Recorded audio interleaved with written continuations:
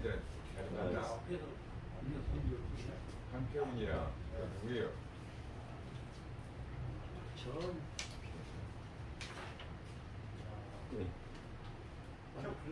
네, 반갑습니다. 저희 광산시민연대가 지금 매월 원래 강좌를 진행을 하고 있는데요. 이번 원래 강좌는 좀 특별한 분을 모셨습니다. 저희가 민주주의 하면 5.18도 생각이 나고 다른 여러 사건들이 생각이 나지만 그 중에 우리 대한민국의 민주주의의 어떻게 보면 시초라고 할 수 있겠죠. 피로써 민주주의를 외치고 다졌던 4.19 혁명이 있는데요. 우리 광주 지역에서 직접 4.19를 경험도 하시고 실제 그 당시 4.19의 선봉에 섰던 분이 계십니다. 우리 김용용 의병장님을 모셨습니다. 다 같이 큰 박수 부탁드립니다. 네. 의병장님 프로필을 잠깐 소개를 하겠습니다. 네. 4.19 전국 통일 의병대 중앙의병장을 맡고 계시고요. 현재 4.19 혁명단체 총연합회, 호남 4.19 혁명단체 총연합회 상임 대표를 맡고 계십니다. 그 언론에 오랫동안 계셨는데요. 전남매일, 그다음에 호남도민일보, 동서일보, 호남교육신문 사장도 역임하시고, 그다음에 광주 KBS 취재본부장도 역임하신 등 언론에 오랫동안 계시면서 4.19 혁명의 의미, 또 4.19가 우리 광주에서 첫 시발했다라는 그런 중요한 내용들을 국회라든가 또 광주시라든가 여러 군데 말씀하고 주장하시고 해서 지금 전국 최초로 우리 광주 광역시 4.19 기념관도 만드시고 그런 역할을 했습니다. 아마 오늘 귀한 말씀 해주실 거라 생각이 됩니다. 다시 한번 큰 박수로 시작하도록 하겠습니다. 네, 방금 소개를 했습니다만 개인적으로는 실은 제가 이제 고향에 다니고 있습니다. 그 이유는 학교를 여기서 다녔어요. 초등학교를 성정 초등하고 성정 동교하고 그다음에 이제 중학교를 성정 중학을 나오고 그래서 제가 학교를 직접 나왔습니다. 여기서 그 이유는 뭐라 타성지는 아닙니다만은 저는 영광의 광역을 이제 여기 이제 이 광산에 연고를 믿는 것은 이제 아버지 때문에 아버지가 그때 공무원이었습니다. 6.25 직후에 제가 영광에서 영광 초등학교 1학년 때 6.25를 맞았습니다. 그래가지고 6.25 직후에 아버지께서 그 당시는 공무원들이 정근발이 많았어요. 정근발이 많아가지고 아버지가 장흥으로 장흥군청으로 발령을 받아가 용화군청에서 그 다음에 나주군청, 그 다음에 광산군청, 광산군청에 있다가 계시다가 나중에 그 오중렬씨 교육감 때 그 양반이 좀 그 당시에는 교육청에 없이 그 안에 이제 이게 옛날에 도회가 문정국이라 했어요. 문정국. 그 말을 정말 현재 교육청 전신이 됐죠. 그전에는 그 조장행정관 해서선부가 그 교육청까지 관장을 했죠. 나중에 이제 교육청으로 이제 나중에 이제 독립이 돼서 그 당시 이제 그 행정 일종의 부교육감식으로 이렇게 그 대우를 받고 서부과장을 하는데 아버지가 이제 직책으로 봐서 개인적인 요청도 있고 그러다 보니까 송정이 오래 살게 되었습니다. 그래서 이제 송정 초등학교 서교에서 1년 반, 그다음에 동교에서 1년, 여기서 2년 반을 다녔고 송정중학교 3년에서 5년 반을 내게 돼 저도 참배를 굴보고 싶습니다. 그래서 성경이 광산 그러면 항상 화양에 다 외웠고 그래서 또 이렇게 그 당시에 중마고도 있고 저도 어둥이라고 성경 동교 그 그 모임이 있어요. 다른 데는 안 나가도 꼭 여기는 내가 꼭 나가고 그러니까 이렇게 해서 광산으로 항상 친구가 현실적으로는 우리 기우성 총재도 바로 광산이고 또 그러니까 또 저하고 성경 초등학교 이렇게 서로 선후관계가 되고 있어요. 여러 가지 있습니다. 이게 임 대표를 우리가 아는 것은 제가 일방적으로 뭘 알았죠. 워낙 임 대표가 뜻을 가지고 활동을 하시기 때문에 제가 일방적으로 알았다 어느 시점에 서로 만나가지고 같이 인사도 나누고 또 사회에 대해서 관심도 갖고 또 행사에 많이 참여를 해주시고 있어요. 아마 이런 것이 이해가 해서 오늘 이 시간이 있지 않는가 이렇게 생각합니다. 네, 오늘 제가 여러분들에게 말씀하고 싶은 것은 바로 이게 좀 제목을 강의 제목을 붙였습니다만은 물론 4.19 혁명과 강규라는 것을 이렇게 붙였는데 우리 이것이 가장 현실성 있는 제목입니다. 그래서 4.19 혁명 그러면 이거 전국적으로 일어났죠. 전국적으로 5.18 항쟁은 주로 강규에서만 일어난 것이고 4.19 혁명은 전국적으로 일어난 것입니다.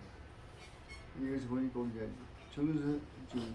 우리 정 선생 같은 경우는 얼른 보니까 지금 아주 연배가 가장 이쪽 조직에서는 제일 혹시 한두살 더 하셨나 이렇게 봐준다고는 지금 보면은 지금 4.19의 세대가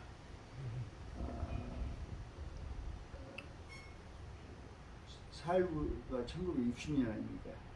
1960년을 기준으로 해서 초등학교부터 대학교 4학년까지 대학교 4학년까지 전부 4.19 혁명의 직접 세대입니다. 그 이유는 뭐냐? 그 당시에 4.19 혁명은 그러면 학생들이 중심으로 된 혁명 아닙니까? 그 당시에 학생들이 중심이 되어가지고 국민들이 전부 호응을 하고 그래서 나중에 전부 국민 항쟁으로 이렇게 확대가 되었습니다만은 그때 이제 이 초등학교 1학년부터 대학교 4학년까지 4.19 혁명에 그다음에 직접 참여한 직접 세대입니다. 그러니까 이제 혹시 이제 정선생 정확한 나이를 모르겠습니다만은 68세가 넘으신 분들은 4.19 직접 세대라고 합니다. 68세가 넘어. 이게 68세가 그 당시에 초등학교 1학년이니까 그 당시에 여러분도 자료 보시면 알지만은 그 당시에 이게 주로 이제 대학, 고등학교 주로 이제 대학생들이 앞장을 섰죠.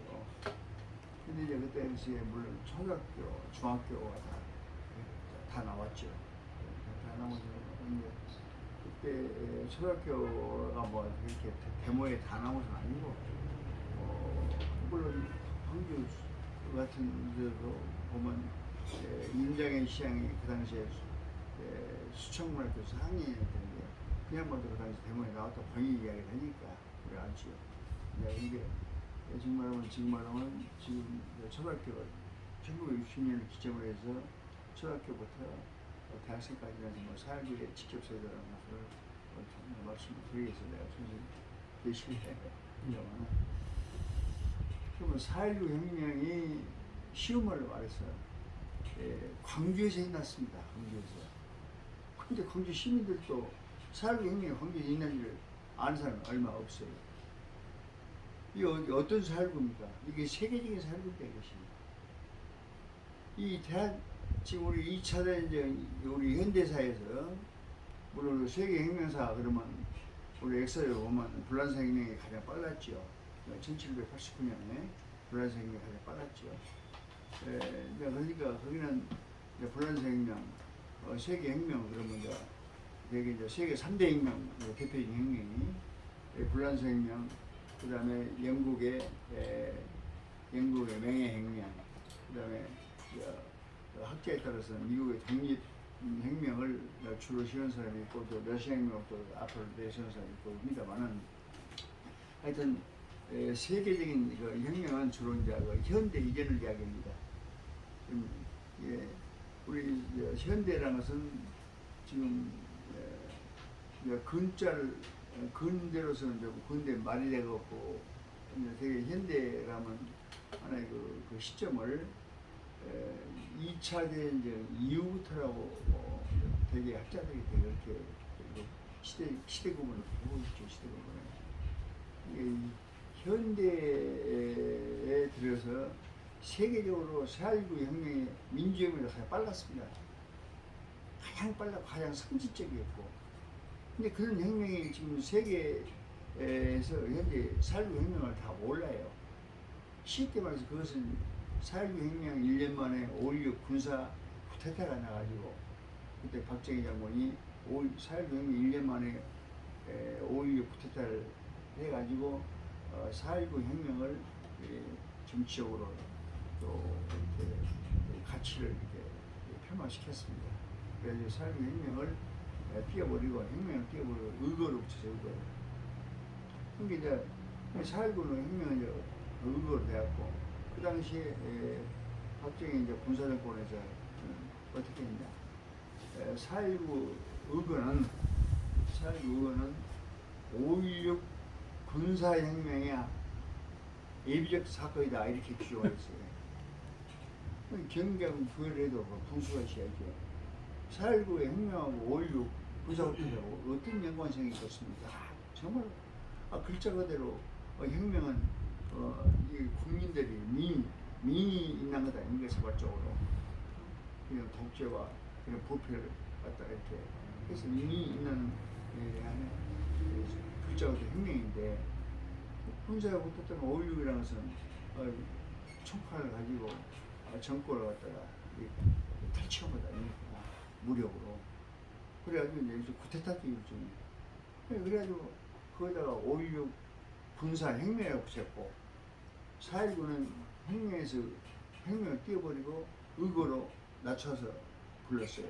그리고 4.19 의거는 5.16 군사혁명의 예비적 사건이다 이런 식으로 기록이 나와 있습니다.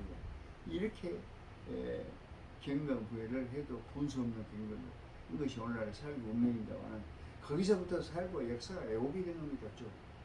이게 지금까지 4.19 혁명이 그 세계적인 4.19 혁명인데 이거 현재 이 4.19 혁명이 역사 왜곡인데 역시 역사 왜곡. 근데 이것이 지금까지 바로 잡히지 않고 있는 것이 대한민국의 실제이고 그래서 저는 항상 이 대한민국의 물론 현재 정치가 양당 정치로 돼가지고 참 이렇게 참 과거에 참 이렇게 사상 싸움 이상으로 이렇게 과거에 우리가 해방돼가지고 좌익이다 우익이다 해도 정말 철천지 원수로 이렇게 오고 지금까지도 좌와 우가 나 철천지 원수 아닙니까?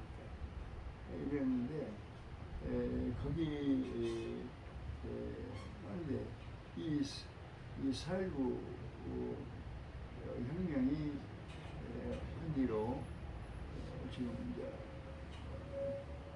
지금 4.19 혁명을 갖다가 이게 5.16 군사 정권에서 의거로 폄하해서 지금까지 해가지고 올라 세계적으로 이렇게 인정을 받아야 할 것이 세계에서 인정도 못 받고 있고 한나라는 아직까지 해석을 합니다만은 그래서 4.19 혁명은 바로 말할 필요 없습니다.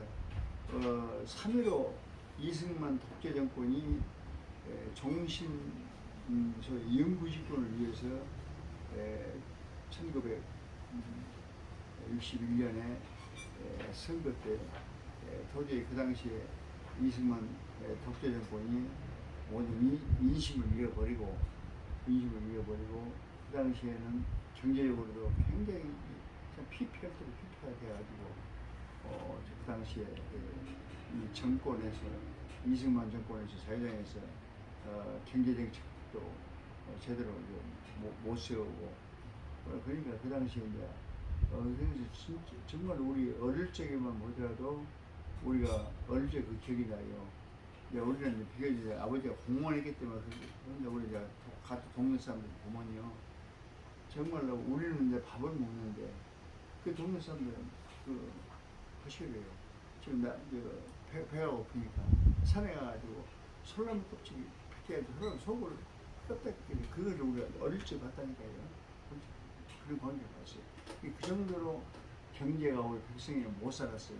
이게 보릿고개나 같이 그때 나온 이야기 아닙니까? 그래가지고 그때 사실상 굶어 죽은 사람도 많고 정말 영양이 실조가 돼가지고 말이 아니죠. 이게 그 당시에 이제 그런데 이승만 그 자유당 정권에서는 경제적으로 백성들을 매개 살라는 것이 아니라 어떻게든지 이 법을 이게 뭡니까 억지로 뜯어 고쳐가지고 또 해가지고 국민들 백성의 요구를 다 잊혀버리고 이렇게 하니까 그 당시에 구호들이 어떻게 나오냐. 그리고 뭐 국민의 백성이 배고파 못 살아갔다 갈아보자 이것이 구호가 되었어요. 그 당시에 이게 백성을 우리 배고파 못 살았다 갈아보자. 이승만 정권으로 갈아보자. 그때 그러니까 이제 그래서 당시에 어떻게 자유당이 그 표가 나오고 있습니다. 그런데 그 당시에는 그렇게 보니 시간이 많이 걸리니까 그 당시에 야당은 이제 민주당이죠.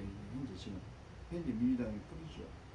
민주당 뿌리였고 민주당이고 그다음에 여당은 자유당이고 민주당에서 그 당시에 처음에는 신익희 인양원이 그때 그 당시에 국회 의장을 했던 신익희 선생이 나와가지고 그냥 많이 선거 대통령 선거 출마했거든요.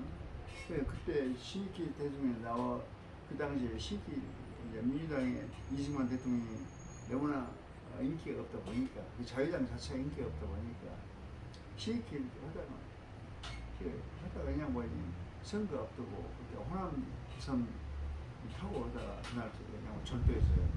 수업 안 했으니까 비나는 호남선에서 그 인도는 그래서 그번 선거 이제 그때 선거 때도 이제 이승만 대통령이 자동적으로 되었고 그 다음 선거가 1960년도 선거입니다. 그 다음 선거가 그 대통령 선거 때 그때는 조병옥 박사가 대통령을 야당의 후보로 나왔고 그런데 그때 조병옥 박사가 또 석을 안 했으면 그 당시 정권이 투표를 아마 무너지게 했었어요. 근데 이제 선거 얼마 안 놔두고 미국에서 자기 신병치료 갔다가 미국 병원에서 죽어보니까 그냥 서거해 보니까 대통령 이승만 대통령 혼자 나오게 되고 근데 이번에 그 당시에는 이승만 대통령이 그대로 대독돼 있죠. 그냥 상대 야당의 상대가 두 분이 돌아가셔 보니까. 근데 여러분 문제는 뭐냐 이제 이승만 대통령이 그다음에 나이가 연로가 80이 다 돼가고 있대. 연로가 이게 국정을 수행을 못 할 것 아닙니까? 그리고 이제 해서 그때 이제 부통령 정부통령이니까 그때는 이게 정부통령 하는데 이제 부통령을 이기병을 냈어요. 근데 이기병 씨가 사람이 무능하죠.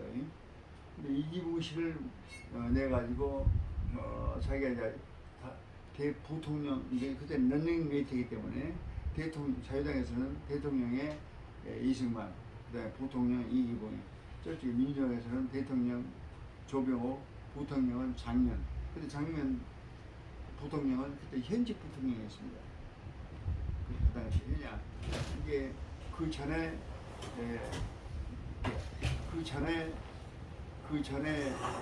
전 부통령 할 때 그때는 야당에서 됐어요. 그때는 야당이 됐는데 그래서 이제 대통령은 자유당이고 부통령은 민주당이고 이렇게 됐죠. 이게 이제 국정에서 이제 일관성이 없어가지고 그 당시 이제 그러니까 모순이라 아니죠. 그 당시 이제 그렇게 대통령은 자유당이고 민주당은 부통령이고 이렇게 됐죠. 그런데 이제 이번 선거 때 그때 선거 때는 이제 장면 부통령이 민주당의 부통령, 현직 부통령이니까 하고 조국 박사가 대통령 후보자라고 자꾸 오셔볼게요. 부통령은 사람적으로 더럽게 있죠. 현직 부통령이고 그때 이기부시하고 해가지고 게임이 안 되고 이게 부정선거를 3.15 부정선거를 3월 15일날 전 부통령 선거를 하는데 3.15 부정선거를 저지른 것이 바로 부통령을 시키기 위해서 겁니다. 부통령이 되어버리면 이승만 대통령이 그 당시 이제 연로에서 자기가 그냥 중도에 당선만 시켜놓고 중도에 물러서면 부통령이 이제 대통령 권한대행으로 올 거 아닙니까? 이걸 목적으로 해서 한 것이 3.15 부정선거 책이죠, 그것이. 그래서 3.15 부정선거를 하게 됐는데 3.15 부정선거는 주로 이제 그때 공무원들이 앞장섰죠, 부정선거에. 주로 이제 경찰력 동원하고 실질적으로 내무부, 그 당시에는 지금 말하면 행자부가 접근했던 내무부였는데 내무부 청와대에서 전부 이제 조직적인 공무원들 동원해서 조직적인 부정선거를 하고 이제 3인조다, 5인조다, 9인조다 해가지고 전부 이걸 이제 심지어 농촌에서는요 3인조, 9인조를 5인조를 확인하기 위해서 전부 산악기로 묶어가지고 특별장까지 그렇게 저희 책임지라고 하기 때문에 그런 놔두고 그럼 참 정말로 전 근대적인 정말로 그런 양상들이 있었죠. 그때 이제 그렇게 해서 하는데 그때 부정선거를 워낙 그때 이제 민심을 읽다 보니까 부정선거를 무더기표를 안 넣, 아무리 뭔가 조직적으로 부정선거를 한다 하더라도 편한 것을 이제 믿을 수 없기 때문에 그때 아주 노골적으로 했죠, 노골적. 그래가지고 이게 뭡니까 투표장에서 민주당은 천막이 있고 자유당 천막이 있고 그러니까 근데 이제 그 당시에 이제 천막인들이 있는데도 불구하고 무더기표를 넣는 것도 있고 이렇게 해서 하여튼 부정선거를 아주 노골적인 부정선거를 했죠. 이제 광주 경우는 지금 왜 광주가 4.19 혁명에 있는 곳이냐는 것을 설명을 위해서 설명에 빠지고 나갑니다만 그때 그 당시에 3.15 3월 15일날 선거날인데 원래 법정 선거일이 5월 10일입니다. 50선거.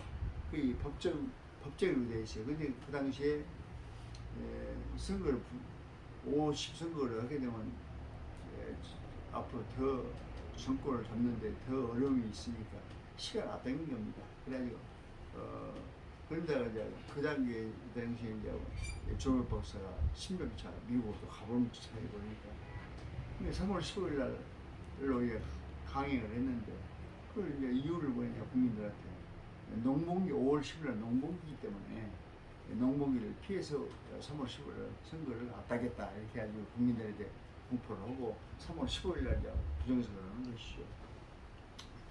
네, 부정선거를 이제 하는데 지금 부정선거는 전국적으로 아주 굉장히 참 공포 분위기가 살벌했습니다. 그 당시에는 경찰을 노골적으로 앞세웠고, 그 다음에 민간인들은 반공 청년단이라고 주로 이제 젊은 사람들의 반공 청년단에 일종의 자유당 일종의 이제 핵이죠, 조직이죠. 반공 청년단에 반공 딱 붙이고 다니면 전부 그냥 전 무서워하고 전부 이럴 때입니다. 근데 이제 선거 투표장에 반공 청년단들이 전부 전국의 지역별로 다 있기 때문에 전국 조직이기 때문에 전부 지켜보는 가운데 그냥 그 민주당 당원들을 가게 되면 협박을 하고 투표를 못하게 하고 방해를 하고 심지어 어떤 데리고 와서 그때는 민주당 한 사람들이 배고프니까 그래서 소주한잔 사주면 가서 그냥 얻어먹고 그런 정도로 같이 이제 해가지고 참 그 회의를 하고 또 합박을 하고 합니다. 그때 이제 전국적으로 각 태고마다 굉장히 험악한 분위기였습니다. 근데 특히 이제 광주가 더 험한 것은 뭐냐? 3.15 부정선거를 앞두고 전국적으로 국민적인 굉장히 여론이 들끓었을 거 아닙니까?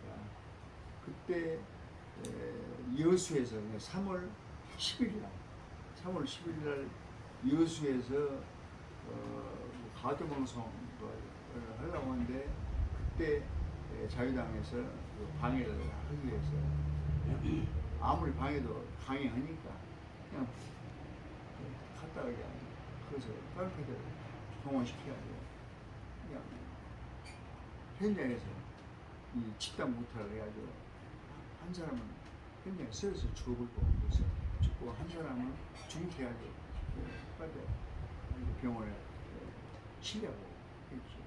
이게 첫 부정선거에 아주 첫 시행자가 나왔죠. 그때 자유당이 노골적으로 그냥 그렇게 민주당을 하더니 그 다음에 이제 광산입니다. 광산. 그 다음 두 번째 그 이튿날 광산에서 또 같은 사건 떠났어요. 광산에 악명 높은 오세일이라는 사람이 이야기를 아마 성경에 살고 계신 분들은 오세일이라는 지금부터 누가 좀 나이 부수들한테 하면 그냥 압니다. 그냥 뭐냐 방공 청년단 도살리에 사고가 났는데 그때 주로 민주당은 이 천주교 신자들이 굉장히 민주당의 강성에 강했습니다. 그때 천주교 신자들이. 그런데 그때 그 천주교 신자 두 사람이 굉장히 민주당 강성에 있는데 이제 그 도살리 주막집에서 이렇게 뭐 이제 어차피 이제 선거 이야기가 나오게 하는데 거기서 이제 그 사망자가 김상철이라는 사람이 죽었는데 김상철이라는 사람이 민주당의 아주 강성 당원이었죠. 책임 당원인데 임명수는 도저히 이걸 해도 넘어간다. 이걸 우리가 앞으로 선거에서 우리가 인정을 못한다. 어쩌면 오세일이라는 사람이 그래서 너도 보자 안 하고 그래 나와서 술 먹다가 데리고 나와가지고 저 골목에서 그냥 그대로 그냥 칼로 찔러버려요 이 새끼. 이런 사험한 이게 앞으로 광산에서 4.19 관계는 광산에서 굉장히 누가 뜻이 있는 사람들이 있으면 이걸 정말로 여기에 큰 그 어떤 그 자료화시킬 수 있는 작업도 도와줘요. 그게 이제 어차피 우리가 살고 있어도 우리가 해야 된다는 것인데, 그래서 그때 이제 광산에서 이틀 만에 이게 정말 해외까지 뭐 보도가 되어버렸죠. 그러니까 이 전국에서 선거 앞두고 직접 백주에 이렇게 살인 사건이 일어난 것은 이 여수하고 광산입니다. 이게 전남이라는 것은 그 당시 지금은 광역시 아니기 때문에 전부 광주시도 보통시가 돼가지고 전부 전남에 해당되는 거 아닙니까? 이 전남의 선거 분위기에서는 대단한 공포 분위기가 정말 차별화했습니다. 이런 데인데 3월 15일 날 이렇게 공공연하게 이렇게 부정선거를 노골적으로 그냥 하고 있는 판인데 전부가 이제 국민들 선거 후마다 불만은 있죠. 그러나 누구 하나 나설 수가 없습니다. 그 이유는 뭐냐? 그 당시에 뭐 자유당은 4자만 나오더라고. 이승만 2자만 나오더라고요. 그 사람들은 일단 해가지고 가도에 나가서 무슨 데모를 시도한다든가 그러면 그냥 그들은 방법법으로 국가 소위 이 국가를 갖다가 이제 그걸 뭐라 합니까? 국가전복 해가지고 그래서 좀 방공법에 좀 이북의 김일성의 지령을 받고 국가를 갖다 이렇게 번복을 시키라는 그런 방공법 그대로 해가지고 무조건 나가서 바깥에 나가서 시위하면 방안에 안방에서 줄을 하더라도 일단 밖에 나와서 시위하는 것은 무조건 방공법으로 적용됩니다. 그게 나갈 수가 없습니다. 나갈 수가 없죠. 나갈 수가 없죠. 나갈 수가 없어가지고 하는 판인데 그 다음에 3월 15일 날 부정선거가 이렇게 자행이 되고 있는데 그때 전국적으로 똑같은 분위기였죠. 이게 전부 나갈 수가 없습니다. 나갈 수 없는데 그날 낮 12시 45분을 기해서 광주에서 제일 먼저 일어났습니다. 광주에서. 그때 광주가 투표구가 77개였는데 77개 투표소에다가 그때 민주당에서 이제 그 당시에 민주당 선거사무실이 금남로에 양경의 변호사 사무실이 있습니다만 거기서 전부 철수해라. 이런 선거는 우리가 용납할 수가 없다. 우리가 인정할 수가 없다. 그래가지고 전부 민주당 참가인들이 전부 철수했죠. 철수해가지고 모이기 시작했죠.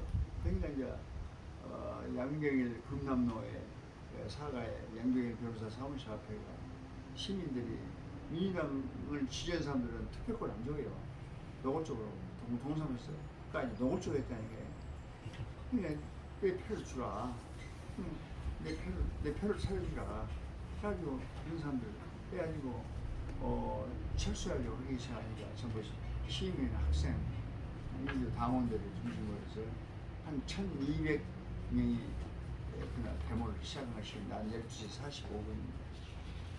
낮 12시 45분. 그래서 그것이 광주 3회로 혹이라는 사람 뭡니까 소상할 때 막 울지 않습니까? 이게 민주주의의 장성, 민주주의가 죽었다.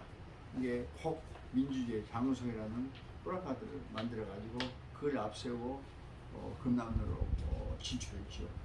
그래서 그 당시에 전부 무장경찰들이 전부 강경진하고 위해서 더 이상 금남로 이상을 벗어날 수가 없어가지고 그 당시 전부 진압은 해가지고 그 당시에는 총이 안 나왔습니다. 그때는 무조건 경찰들이 경찰봉으로 또그 당시에 칼빈총, 뭡니까 대머리판 탁 치는 데가 그 당시에 부상자가 많이 나왔습니다. 그러고 그때 현장에서 분여자들도 이 분여자들도 직접 그냥 그때 군인들이 이제 뭔가 경찰관들이 군합발로 밟아버리고 해가지고 현장에서는 사망 안 했지만 병원에 가서 병원 생활하다가 두 여자분이 죽었죠. 근데 한 분은 이필호 의원이라고 그 당시에 민주당 국회의원 사모님하고 한 분은 정충식 그 당시에 시의원 부인 민난식 씨라고 이분이 두 분이 그 당시 광주 선으로 희생되거든. 실은 현장에서는 안 나왔지만 나중에 그 병원 치료에서 사망을 했고 그 당시에 많이 다친 사람들 10여 명 다치고 이렇게 해서 그때 금남로가 피로 그냥 물들 정도로 그 당시에 그런 사람들이 많이 나왔습니다. 그래서 이것이 전국적으로 제일 먼저 여기서 가두 시위를 했죠. 이것이 이제 그 당시에는 지금이야 뭐 SNS가 있으니까 뭐 알리지만 그런 사람들은 유선전화 이외에는 여러 가지 통신 수단이 안 되기 때문에 그래서 여기에 민주당에서 중앙당에다가 이제 연락을 했죠. 그때는 수동시가 막 돌려가면서 그러니까 중앙당에서도 이놈들이 세상 자유당원들 죽으려면 살려면 하고 앉았지. 중앙 당사 안에서만 그냥 발을 돌고 앉았지. 누가 나가자는 사람이 없습니다. 이게 그러더니 강경파가 있고 뭡니까 온건파가 있는데 강경파들은 우리가 목숨을 걸고 나가자.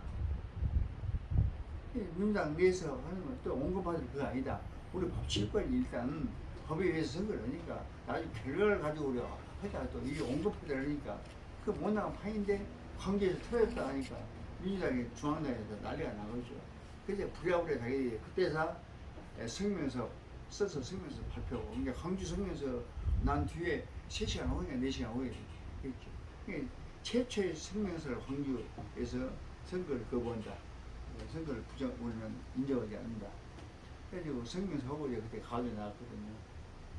그러니까 가져 나가지고 12시 45분에 타져가지고 이것이 이제 전부 중앙당에서 전국 시도당에다가 광주에서 이 부정선거를 갖다가 거부하고 선거를 거부할 때 거리에 나갔다 하는 걸 전부 하니까 그냥 전부가 뒤숭숭숭하죠. 그래도 나갈 수가 없습니다. 워낙 그날 공포 분위기이기 때문에. 그래도 이제 마산에서 좀 그 저항정신이 강했다는 마산에서 3시간 후에 광주 금남로 장송 시 3시간 후에 마산에서 이제 안 되겠다. 우리도 나가야 된다. 그러니까 마산에서 그때서 이제 성명에서 발표하고 마산에서 그때는 이제 주로 민주당에서 주로 이제 주동이 되었죠. 그때는 민주당 당원들이 그때 한 70여 명이 그때 마산 시가지로 나갔는데 시민들이 강주처럼 시민들이 호응이 없어요. 워낙 공포이기 때문에.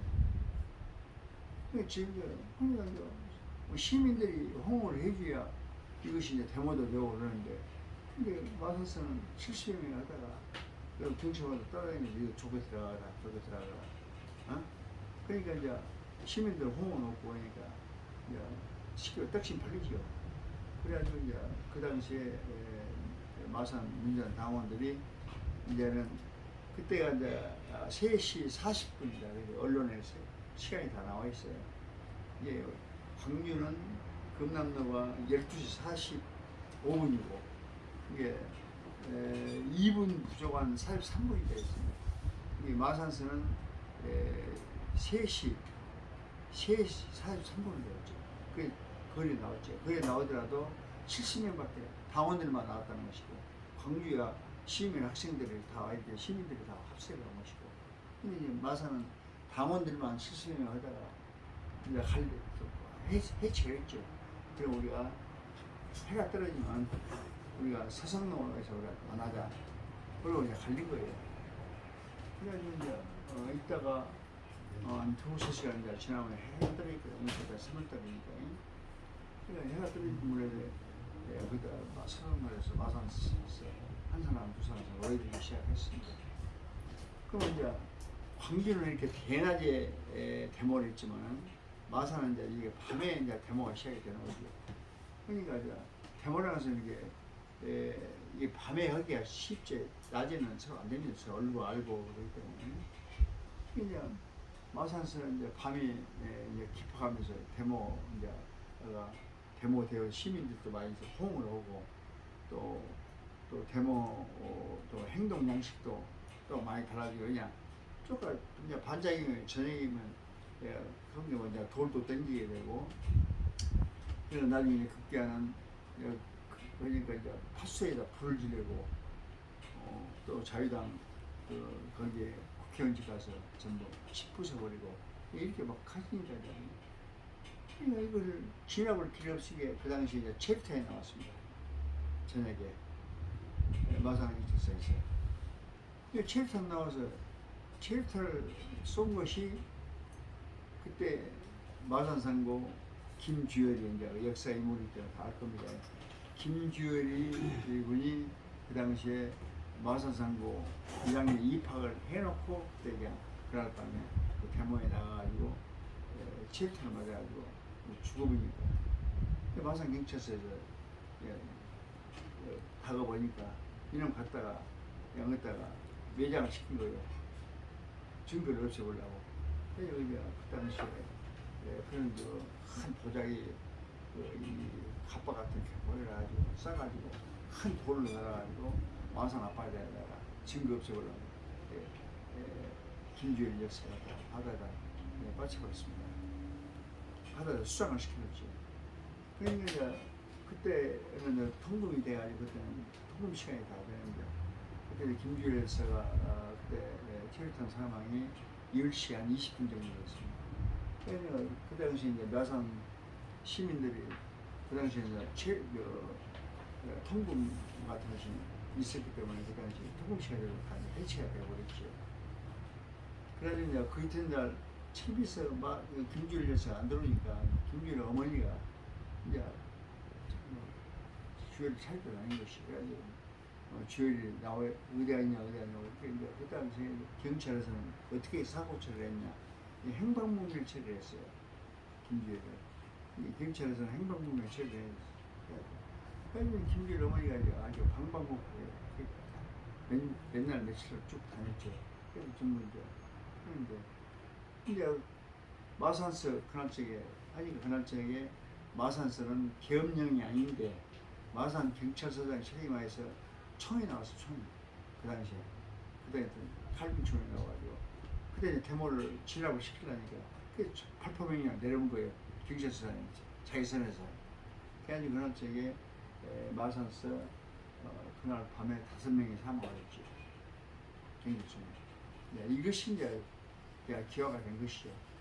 그래가지고 이제 그때 해가지고 그날적에 1차 마산서 했는데 그 이튿날 그때 최인규 내무부 장관이 국민 담화를 어떻게 발표했냐 이제 라디오에다 국민 담화를 했죠. 어제 마산 사태는 국가를 전복하기 위해서 고정관 첩들이 마산에 가가지고 정말로 그런 국민 소외를 일으켰다.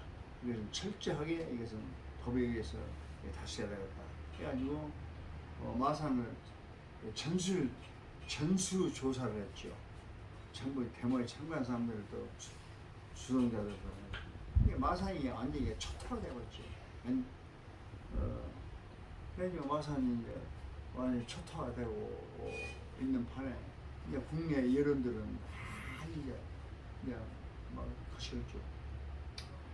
그래도 이제 대한민국 어느 지역에서 이 독재 정권에 대한 이 만행에 대해서 누가나 낯설 사람이 없습니다. 그리고 이제 김주열 어머니는 행복문인데 내 자식을 살려달라고 이렇게 호소하고 하는 거예요. 그런 게 이제 국내 여론이 이제 많이 이제 셀것 아닙니까? 그런 판에 그래도 고려대학교에서 4월 18일 날 이제 그러기 전에 김주열 여사를 처리 기억죠. 행방불명 처리되어버렸고 근데 여론은 계속 파인데 3월 15일 날 체류탄 아주 수상된 것 날부터 27일이 흐른 4월 11일 날 마산 앞바다에서 오전에 김주열 여사 시체가 떠오르는 겁니다. 그때 이제 마산 어느 어부가 바다 낚시 나가려고 부두에 나갔는데 저기서 무슨 시체가 막 떠오르거든요. 이게 행방불명이던 이것이 이제 김주열 여사로 밝혀진 거예요. 이를 이제 신고를 하니까 경찰들이 또 다시 그럼 추스려 가지고 이놈을 화장실 마산 의료원이가 거기다 해놓고 보니까 김주열 이거 삽시간이 나니까 마산 시민들 막 보려고 전부 사람들이 운집 오는 거예요. 그래가지고 다시 데모가 있나 겁니다. 마산에서 이게 마산 3.15 제 2차 항거죠. 1차 항거는 3월 15일 날이고 2차 항거가 4월 11일 날부터 4월 12, 13일까지 3일 동안 했습니다. 그때도 경찰들이 또 총을 나왔고 그래가지고 그때 사망자가 6명 해가지고 마산서 1, 2차에서 11명인가 12명이 사망을 했어요. 기록에 나와 있습니다. 그래가지고 이제 4월 11일부터 12, 13까지 계속 했죠. 근데 그때 이제 세계 여론들이 이제 나빠지고 막 마산에 많은 언론인들 세계에서 막 드나들고 그래도 국내가 해도 어느 나라 우리 어느 지역에서 이 자유당 정권을 우리가 이걸 물려치려고 나온 사람이 없습니다. 그래도 고려대학이 민족대학이라고 자칭하는 고려대학에서 4월 18일이 됐습니다. 4월 18일이 신입생 환영의 날인데 그때 고려대학생들이 나서가지고 우리가 지금 신입생 환영을 할 일이 아니다. 우리가 지금 우리가 지금 정주에 나가서 김주열 여사의 사망 원인, 또 마산 사태, 또 이제 광주 3.15 사태, 그때는 뭐 대학생들 입에서 광주 사태라는 것이 입을 안 나왔습니다. 왜냐, 그때 3.15 그러면 그냥 일단 이제 마산으로 너무 가물기 때문에 됐는데, 그때 이제 3.15 사태, 이게 그 말씀하기 전에 3.15 저항을 전체 국민들이 하는 걸로 다 국민들이 알고 있습니다. 3.15 저항은요, 광주하고 마산밖에 양대 지역입니다. 그게 3.15입니다. 근데 지금 현재 역사는 현재 광주 3.15는 역사에 현재 빠져 있고, 마산 3.15만 되어 있습니다. 예, 그래서 내가 이야기를 또 이제 순서 있게 또 말씀을 드려야 합니다만은, 그래서 이제 그때 이제 4월 이제 고려대학에서 우리가 이럴 때가 아니다. 우리가 이거 3.15 사태 책임 규명을 하자. 그때까지만 해도 뭐 자유당 물러나라, 뭐 이승만 독재정권, 이승만 이자도 못 그치면 때입니다. 그러니까 이것은 진상규명을 해주라. 그리고 정부에서 책임 있는 답변을 해주라. 왜 마산 3.15 사태가 일어났고, 왜 김주열 이런 체류탄에서 이렇게 나와 사망 원인이 뭐냐, 이런 정도로 고려대 학생들이 직서정연하게 고려대학교 제기동 안암동에서 광화문까지 전부 도보로 올라가가지고, 그 당시에는 그 서울시청협회가 그 당시 최신부 그 건물이 원래 국회의사당입니다. 지금 현재 여의도에서는 기간에 의사당이 있었어요. 이 의사당 앞에서 연자를 좀 앉아서, 야, 정부에 촉구하는 거죠. 이걸 3.15 사태 규명을 해주라. 왜 3.15 사태가 있냐고, 왜 김주열 열사가 이렇게 질서에 나왔냐, 여기에 대한 책임자 처벌을 해주라. 하니까 이제 거기에 이제 뭐 교수들로 올라가서 이거 이제 우리들이 다 정부에다 건의해서 할 테니까 학생들은 오직 학교에 돌아가서 공부를 해야 될 거 아니냐, 막 설득을 시킨 거예요. 그래서 학생들이 안 넣고, 그러다가 이제 그때 이제 유진호 총장이 하고 올라가서 최종적으로 이야기를 했죠. 야, 모든 건 총장 내가 책임을 지려한다.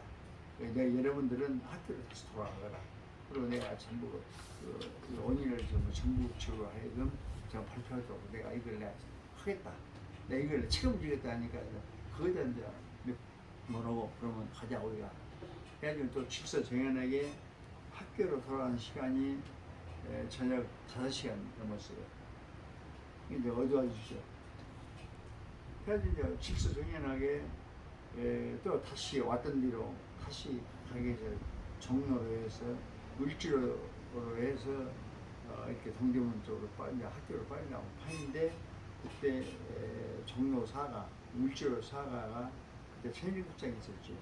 그 앞에서 그걸 지나가는데 아까 말씀했던 방공 청년단, 그 당시에는 전국에 있는 조직깡패들이 전부 방공 청년단 거의 다 뭡니까 주류 세력을 이룰 때니까.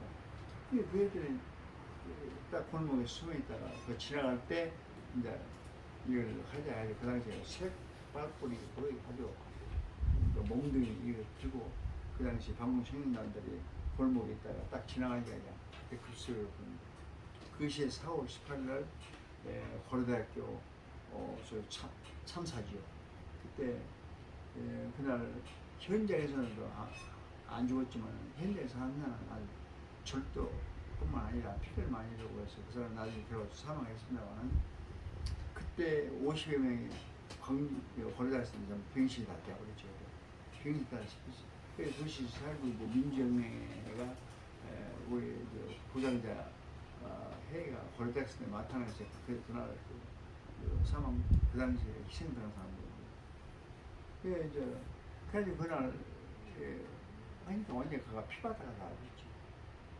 그래가지고 이것이 이제 해외에 막 보도가 되어버리니까 대한민국이 아주 들끓었죠. 그래가지고 4월 19일 날 아침에 이제 4월 4일과 타격을 시죠. 4월 19일. 4월 19일 날 전부 학생들이 전부 학교를 안 나가고 전부 광화문을 다 나와 있습니다. 이게 서울서는 아침 8시부터 데모가 시작되었잖아요. 이제 이 지방에 이제 내려온 것은 이제 전부 지방에도 전부 그런 전부 영향을 받지 않겠습니까? 이제 그때 이제 광주 경험이라고는 광주가 그 당시에 각 학교마다 전부 그때 경찰관들이 전부 저 고정 배치돼가지고 학교마다 데모를 못 나오게 하려고 하는 판인데 이제 학생들하고 또 학교에서는 이제 교문 안에서는 이제 뭐 이제 교장 이하 선생님들이 전부 먹고 못 나와요. 바깥에는 경찰관들이 있고 근데 학교마다 이제 그렇게 실력이 나오는 판인데 강구에서 제일 먼저 그냥 자기들이 교장 선생님들 다 밀어버리고 학교 교문을 박차고 시내로 진출했죠. 시내로 진출했는데 바로 그때는 그 게릴파소 바로 강구와 그게 다니니까 게릴파소에서 바리케이트를 딱 차고 더 이상 못 나가게 해가지고 강구에서 나갈 수가 없었습니다. 그래가지고 선생님 나와서 설득시키고 그래서 다시 그 교문 안으로 다시 들어왔어요. 그래가지고 한 시간 정도 차이가 있을 겁니다. 그래가지고 그때 조대부고가 그때는 학교가 조대부고는 그때 담임이 없을 때입니다. 지금 이제 조선대학에서 감화를 했는데 조대부고가 그때 전교생들이 밀고 나왔습니다. 밀고 나와서 강주 공고로 와서 강구 공고 교문 다 이제 문 열고 그다음에 강주여고 담 다 부숴버리고 강주여고 그러니까 이쪽에서는 그날 4월 19일 날 낮 12시에 조대부고가 강주 공고 강주여고 그래서 세 학교가 금남로로 나가고 저쪽에서는 서방 쪽에서는 강주 상고가 그때 전면에 나오고 강고생들은 이미 학교에 갇혀버렸고 이제 강고에서는 집단으로 나올 수가 없죠 그때.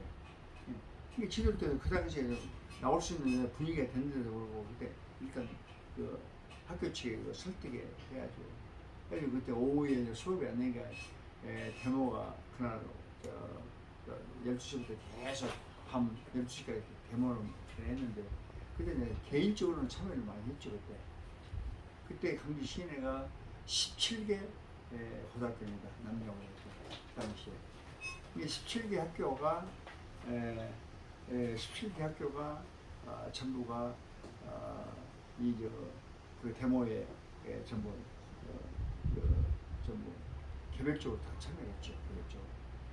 집단적으로 그러면서 방금 4월 19일 날 4개 학교만 했고 이게 그 4개 학교를 중심으로 해서 개인적으로 각 학교는 개인적으로 다 해가지고 그날 금남로에서 밤늦도록 시위를 했죠.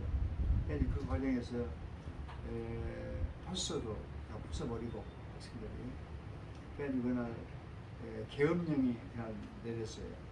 근데 원래 4월 19일 날 첫날 계엄령이 원래 서울서는 오후 2시를 기해서 계엄령을 했습니다. 오후 2시. 도저히 데모 규모가 커지고 그러니까 도저히 경찰력 가지고 안 되니까 그 계엄령을 내렸죠. 계엄령을 내리니까 이제 군인들이 전부 탱크를 몰고 다 들어온 거니까 이게 서울에 이제 광화문에 탱크 몰고 다 들어왔는데 그 당시에 사령관이 육군 참모를 소묘천 장군이라고 절대 부인들은 총을 쏘지 마라. 니들 시위만 하고 이게 이제 그 당시 총은 경찰관들이 쏘니까 절대 총을 쏘지 마라. 근데 경찰관 원정부자하고 시위만 하고 탱크 몰고 가지만 국민들은 총을 안 쐈습니다. 이것이 이제 근데 이것이 이제 지방으로 확산이 되니까 이 확대 계엄을 내린 것이 오후 5시를 기해서 부산, 그다음에 대구, 광주, 대전 이 4개 대도시를 확대 계엄을 내린 것이 광주가 오후 5시간에 계엄령을 내렸습니다. 이 계엄령 내릴 때도 전부 군인들은 시위만 했지 직접 총은 경찰관이 근데 이제 계엄령 내리니까 경찰관들이 그때부터 총을 쏘기 시작합니다. 군인들은 쐈지만 그래가지고 이제 전국적으로 이제 이게 서울서는 2시에 경비 내리는 게 총을 쏴버렸고 경찰관들이 부인들은 쏘고 그 다음에 각 지방에도 5시기에서 총은 경찰관들을 다 쏘았고 부인들은 쏘았고 그래서 그날 광주에서 7명의 산화했어요. 산화판에 광주에서. 거기에 이제 강주가 현재 강주 공원하고 살고타에 8명 있습니다만 한 사람은 경찰관이 경찰관 그냥만 돌아갔을 수도 그냥만 살고 이족으로 또 해왔죠. 이게 강주에서 8번, 그 다음에 마산서 3.15 때 11분. 마산서는 살구들은 정작 못했습니다. 그냥 초토화시켜놨어요. 그 대신 부산서 4.15로 했죠. 부산서 강렬하게. 그래서 부산서 상당히 대대적으로 일어났죠. 4월 19일 날. 그래가지고 부산서 17명 이렇게 했어요. 이게 사망자는 전국적으로 186명이 사망했는데 광주 8명, 마산 아까 이야기한 대로 13명, 그다음에 이제 부산이 16명이고 그 나머지는 전부 서울입니다. 전국에서 사망한 자가 없어요. 이게 이제 4.19 혁명은 3대 진원지라 해가지고 첫 진원지가 광주에서 처음에 시작했기 때문에 광주가 첫 진원지고 그다음에 두 번째 진원지라는 것은 마산, 부산을 합십니다. 4.19의 3대 진원지라는 말을 그만인데 그 다음에 나머지가 서울이고 그 여타 지역은 전부 서울로 포함이 되죠.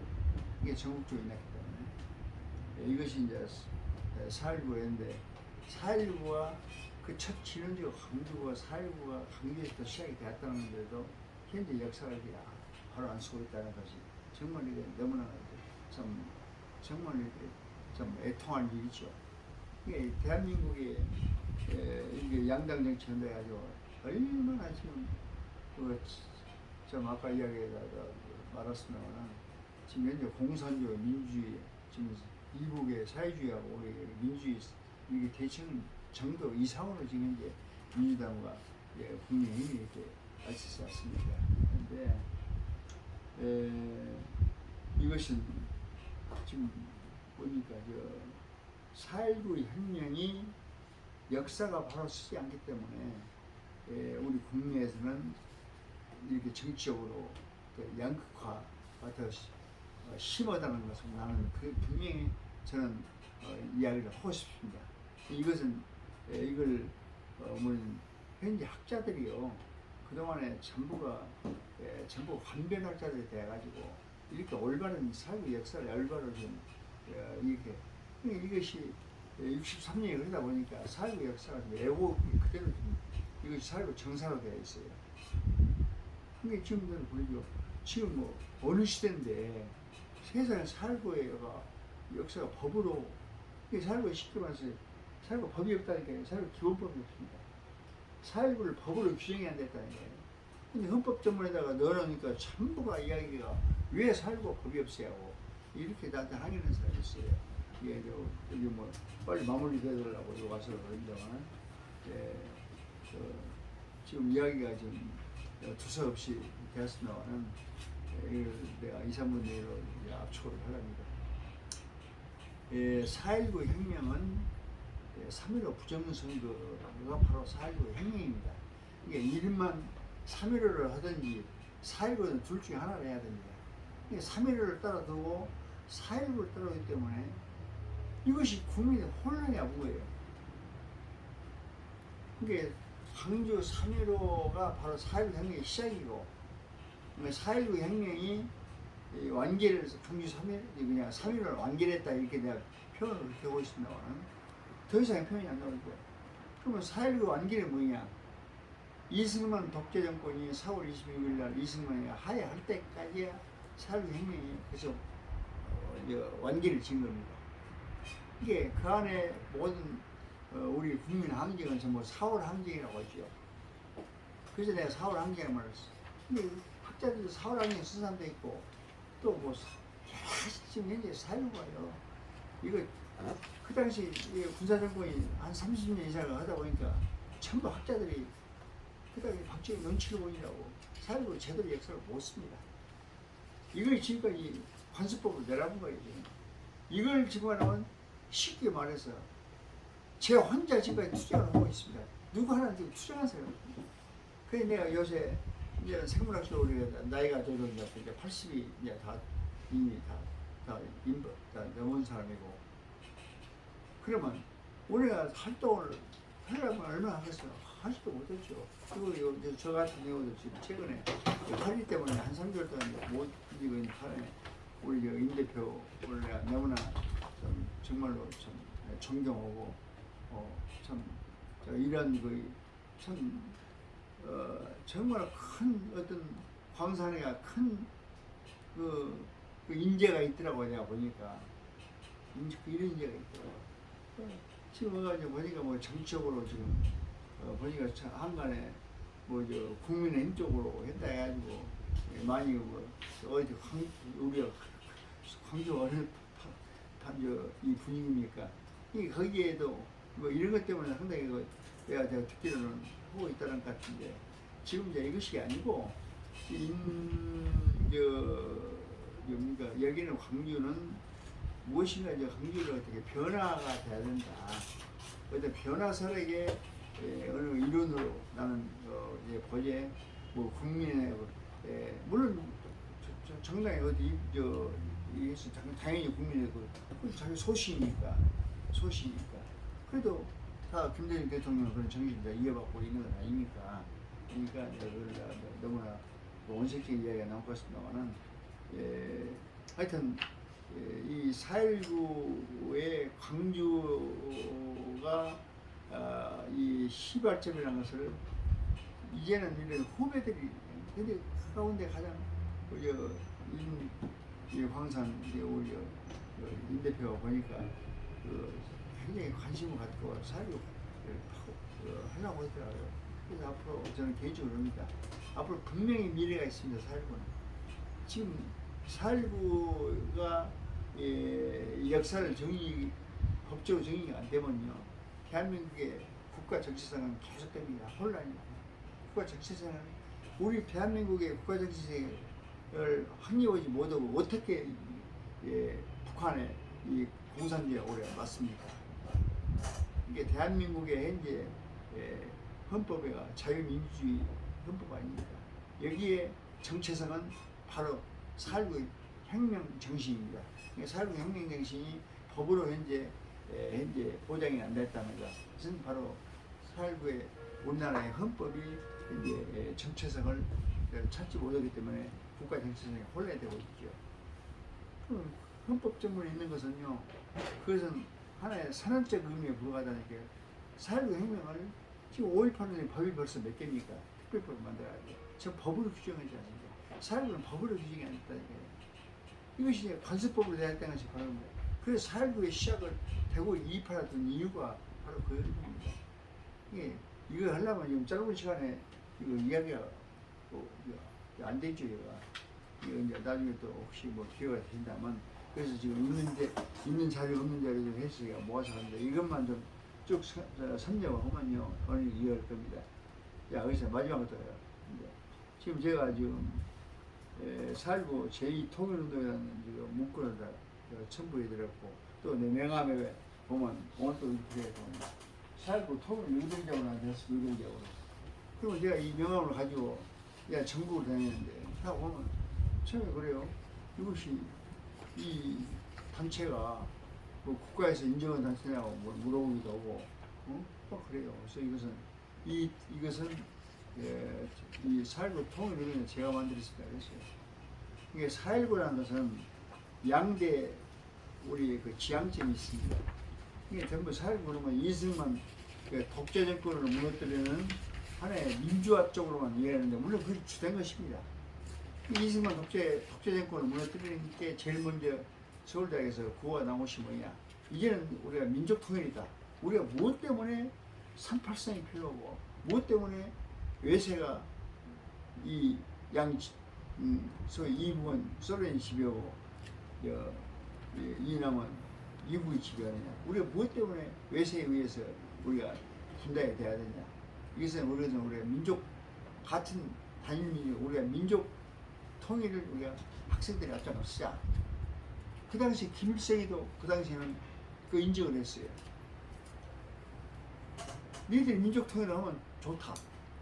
그때 아마 그때 통일이 분단이 그 당시에 5.16 군사정권이 안 났으면 그때 통일이 되도록 되어 있습니다. 그때는 뭐냐? 2차 전쟁이 끝난 뒤로 한반도에 2차 전쟁이 끝난 뒤로 이제 소위 냉전 체제, 냉전을 전부 세계적으로 냉전을 갖다 끝냈다 아닙니까? 근데 이제 그 당시에 38선이 한반도에 38선이 있는 앞으로 세계 평화에 안 된다. 냉전 냉전이 이것이 했을 수가 없다. 그게 먼저 한반도가 통일이 돼야 된다. 통일은 뭐냐? 그때는 양 진영이 서로 이념, 서로 이데올로기가 다르기 때문에 거기는 사회주의, 공산주의고 여기는 자유 민주주의 될 수가 없다. 그러니까 여기는 한반도는 스위스처럼 영세 중립국으로 만들자.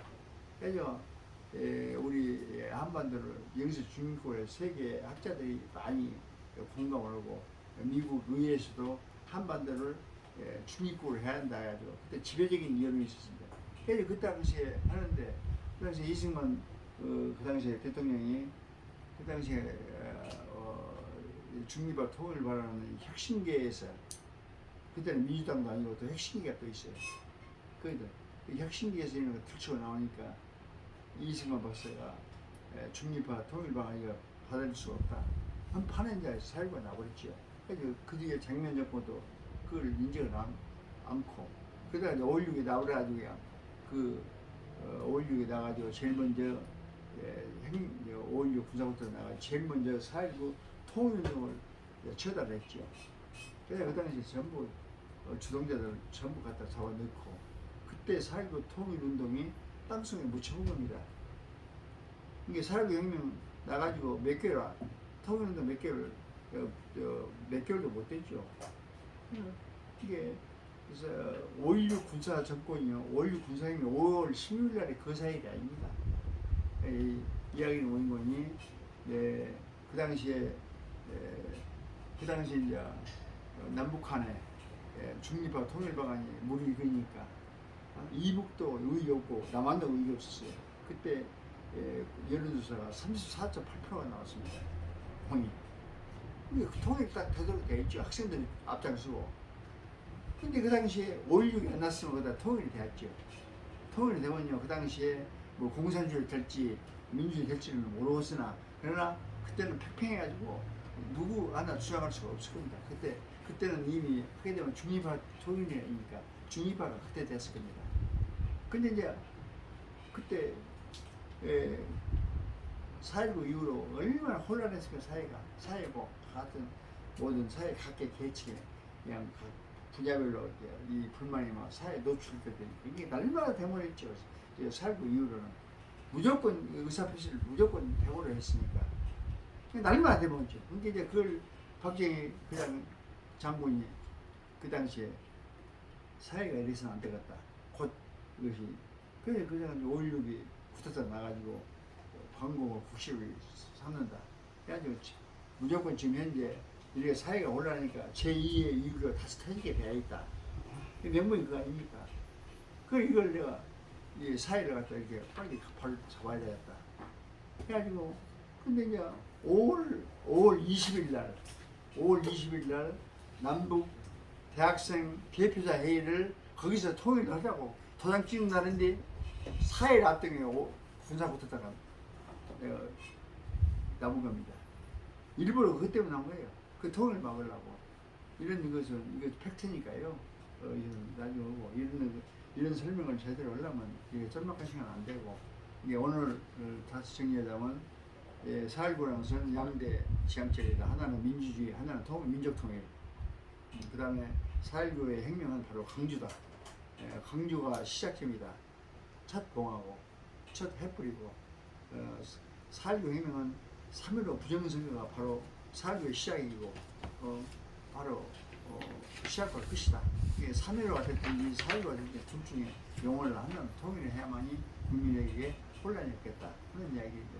앞으로 4.19를 법치국가에서 법으로 보장받지 않고 있는 이 4.19를 갖다가 빨리 실제법을 만들어서 국가의 정체성을 하는데 4.19 중심에 서야 한다는 이야기로만 개념적으로 하고 싶다. 하여튼 광주와 4.19 혁명의 시작입니다.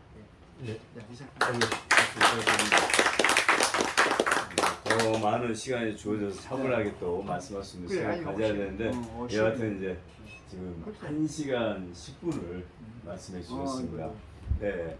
그 식사하면서도 추가적으로 뭐 얘기 나누시고 혹시 한 분 정도 아니 이 질문은 꼭 한번 해봐야겠다 하신 분 있으면 질문 부탁드립니다. 오늘 늦게 오신 분이 우리 민인선 백인의 회장님 오셨고요. 우리 송영래 공동대표님. 제가 너가 이야기하면 내가 명함에다가 의병제로 썼거든요. 그 4.19 통일운동은요, 이 부분만 이야기합시다. 지금 4.19 통일부회가 통일단체, 민간 통일단체가 등록된 것이 한 500 몇 개가 되어 있어요. 저한테도 그래요. 왜 그 통일운동을 오래 하면서 이 통일부에도 등록 안 나고, 그리고 통일부 등록 예산도 지원받고 그럴 텐데, 통일부라는 것은 하나의 우리 민주주의 국가의 통일 정부 아닙니까? 그럼 여기서 이게 통일이라는 것은 정부와 정부, 정치와 정치 이게 될 수가 없습니다. 민간운동을 할 수밖에 없다고. 이게 민간운동을 한다고 뭐냐? 민간운동 그 500개 단체 가운데 전부 나머지 단체는 통일을 하지 말자는 것밖에 안 됩니다. 대한민국은 통일부 정책에 따라서 움직이기 때문에 그런데 돈을 받게 되면 전부 그거 아닙니까? 저는 돈 받을 필요도 없죠. 예. 자 그러면요 이상으로 4.19 혁명과 광주라는 주제로 우리 4.19 전국 통일의병대 중앙의병장님 우리 김용용 의병장님께서 귀한 강의해 주셨습니다. 큰 박수로 마무리하겠습니다. 감사합니다.